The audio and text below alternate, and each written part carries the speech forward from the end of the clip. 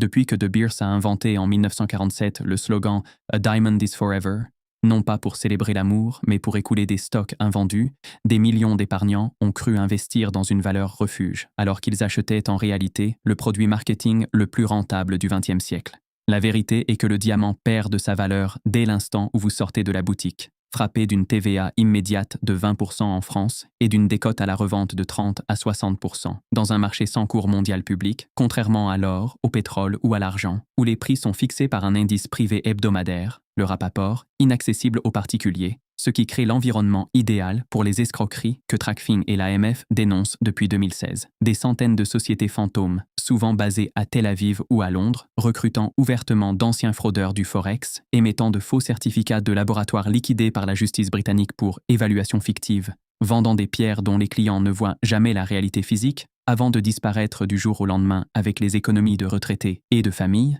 l'AMF confirme que toutes ces offres sont illégales, sans exception, car aucune n'a jamais reçu de numéro d'enregistrement. Et si tout cela ne suffisait pas, l'arrivée des diamants synthétiques produits en laboratoire en quelques semaines, identiques à 100% à la pierre naturelle, désormais 60 à 70% moins chère, a provoqué en 2023 un effondrement historique des prix qui a contraint De Beers lui-même à fermer sa propre marque de synthétique en 2025, avouant silencieusement ce que 10 ans d'enquête m'ont appris.